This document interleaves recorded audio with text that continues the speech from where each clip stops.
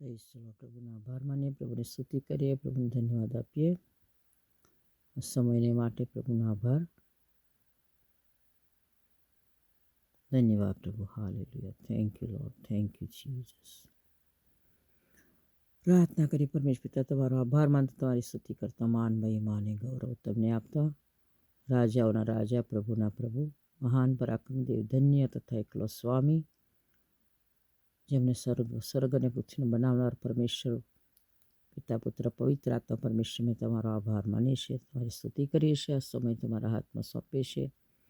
આજના વચનને પ્રભુ તમે આશીર્વાદિત કરો. વચન આપનાર, વચન પાડનાર, વચન સાંભળનાર સર્વ પ્રભુ ઈસુ ખ્રિસ્તના નામમાં આશીર્વાદિત થાય. માન મહિમા તમને આપતા પ્રાર્થના પ્રભુ ઈસુના નામમાં. આમીન. બરાબર, આપણે 16મા અધ્યાયમાં છેલ્લો પેરેગ્રાફ છે, એની થોડી કલમ વાંચીશું. એ લખ્યું છે કે 25 કલમ અને 26 કલમ ખાસ ઇમ્પોર્ટન્ટ છે, કેમ કે જે કોઈ પોતાનો જીવ બચાવવા ચાહે છે તે તેને ખોશે. 24, 25 અને 26. પણ ઈસુએ પોતાના શિષ્યોને કહ્યું કે જો કોઈ મારી પાછળ આવવા ચાહે તો તેણે પોતાનો નકાર કરવો અને પોતાનો વધસ્ય ઉંચકીને મારી પાછળ આવવું. કેમ કે જે કોઈ પોતાનો જીવ બચાવવા ચાહે છે તે તેને ખોશે, પણ જે કોઈ મારે લીધે પોતાનો જીવ ખોશે તે તેને બચાવશે.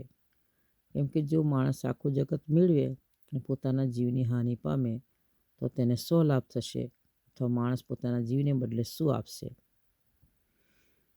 એટલે આગળ પ્રભુનું વચન અજાય રીતે આપણને એ સમજાવ્યું છે કે ઈસુએ પોતાના શિષ્યોને, કોણ શિષ્યો? આપણે શું પ્રભુ ઈસુના ખરેખર શિષ્યો બન્યા છે? આપણે પ્રભુ ઈસુના ખરેખર શિષ્યો છે. શિષ્યોનો મિનિંગ થાય છે પ્રભુની સાથે રહેવું તે.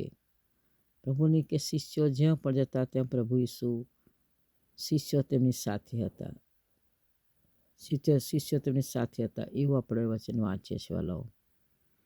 તો આજે ખરેખર આપણે જો શિષ્યો છીએ તો અહીં પ્રભુનું વચન આપણા માટે પૂરું કરવાની આપણી ફરજ છે. ઈસુએ પોતાના શિષ્યોને કહ્યું, પોતાના શિષ્યો. આપણે પ્રભુ ઈસુના શિષ્ય બન્યા છીએ, ખરેખર છીએ. તો જો કોઈ મારી પાછળ આવવા ચાહે તો તેણે પોતાનો નકાર કરો. પહેલાં શિષ્યો છે તો આપણે માન, પાન, તાન, ધન જે કંઈ છે બધું આપણે જેમ મન લાગેલું છે, આપણું મન લાગેલું છે, આપણું જીવન તેમાં લાગ્યું છે કે માન પાછળ કે પછી ધન પાછળ, તો આપણે નકાર નહીં કરી શકતા, કહેવાનો મતલબ. અને જો અપમાન મળે છે તો પણ આપણે એ પણ નકાર કરવાનું બરાબર છે. એ બાબત કે નકાર કરો મતલબ પોતાને અપમાન મળે તો પણ સહન કરી લેવું. તે ચૂપચાપ સહન. પ્રભુ કે છે જ્યારે વધસ્ય ઉંચકી લઈને જવાનો હતો ત્યારે કહે છે ઊંઘી કાતરનાની ઘેટીને પેટે ચૂપ રહ્યો. પ્રભુ જ્યારે વધસ્યમાં જડવાનું થયું તો મૂંગી કાતરનાની ઘેટીની પેટે ચૂપ રહ્યો. ઓલું વચન લખવામાં આવ્યું છે. હવે છેલ્લા અધ્યાય વાંચો, માથી માર્ક, લુકમાં, એમાં એ વચન છે વાલાઓ. તો આજે આપણે તેની પાછળ જો ચાલવું છે, એની પાછળ જવું છે, આપણે નિશ્ચય કર્યો છે કે હું એની પાછળ ચાલીશ, તો પોતાનો નકાર પેલો કરવાનો છે ને પોતાનો વધસ્ય ઉંચકીને મારી પાછળ આવું. વધસ્ય એટલે શું? ભલે ગમતી પરિસ્થિતિ આપણી હોય, એટલી ગરીબી પરિસ્થિતિ હોય, પ્રભુની સેવા કરવા માટે મહેનત કરવાની છે વાલાઓ. જે પ્રભુએ આપ્યો છે વધસ્ય ઉંચકીને એની પાછળ ચાલવાનું છે. વધસ્ય એટલે શું? પ્રભુની સેવા, પ્રભુની ઈચ્છા. વધસ્ય પ્રભુ રાઈટ નાવ વાત કરી પવિત્ર આત્માએ. વધસ્ય મતલબ પ્રભુની ઈચ્છા. જેમ પિતાએ પોતાના પુત્ર ઈસુને મોકલ્યો હતો અને પ્રભુ ઈસુ ખ્રિસ્તે પિતાની આજ્ઞા પૂરી પાડીને એની ઈચ્છા પ્રમાણે કર્યું, પિતાની ઈચ્છા પ્રમાણે કર્યું. તો આપણે પોતાનો વધસ્ય ઉંચકીને મારી પાછળ આવવું એટલે પ્રભુની ઈચ્છા, જે સોંપ્યું હોય કામ કે ભાઈ તારે આ કરવાનું છે, તો પ્રભુની સેવાની માટે વાત છે. આ શિષ્યો બન્યા છે એની માટે વાત છે. તો શિષ્યો છો તો તમે એની પાછળ ચાલો. પોતાનો નકાર ભલે થતો હોય, ભલે તમને અપમાન મળતું હોય, કે તમારી પાસે પૈસો ના હોય, ગરીબી હોય, પણ પૂરા હૃદયથી એની પાછળ ચાલવું. વધસ્સમ ઉંચકીને, ગરીબીનો વધસ્સમ હોય, અપમાનો વધસ્સમ હોય, મુશ્કેલ કષ્ટનો વધસ્સમ હોય, પ્રભુની સેવાની અંદર બહુ જ તકલીફો હોય એ સહન કરવાનું એ પણ વધસ્સમ છે.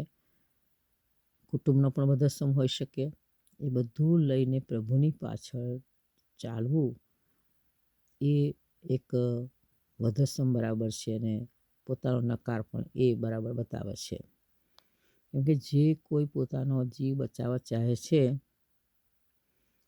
તે તેને ખોશે. જો આપણે જીવ આ બધું છોડી દઈશું, ચલો નકાર આપણો નકાર નહીં કરીએ, માનપાનમાં રહે કે અરે મને માન ના મળ્યું એવું જો વિચારીશું, પછી જો મુશ્કેલીઓ હોય તો પણ પ્રભુની પાછળ પૂરા હૃદયથી નહીં ચાલે, એની સેવા પૂરા હૃદયથી નહીં કરીએ તો આપણે જીવનને ખોઈ નાખીશું વાલો. પણ જે કોઈ મારા લીધે પોતાનો જીવ ખોશે તે તેને બચાવશે. ઉપરનું જે વાક્ય છે એ પ્રમાણે જ છે વાલાઓ.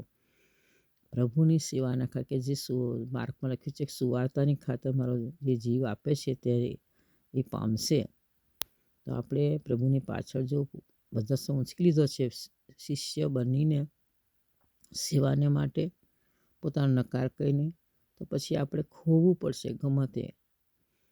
આપણે પાસે પૈસો હોય ના હોય, ગરીબી હોય, મુશ્કેલીઓ હોય, સેવામાં ગમે ત્યાં સેવામાં જોઈને હોય તો પછી આપણે મુશ્કેલીઓ હોય, તો બધું સહન કરીને પોતાને ખોઈને આપણે એ પ્રભુને માટે સેવા કરવી પડશે. કેમ કે જો આખું જગત મેળવે, માણસ આખું જગત મેળવીને પોતાનો જીવની હાનિ પામે તો શો લાભ થશે? અથવા માણસ પોતાના જીવને બદલે શું આપશે વાલાઓ?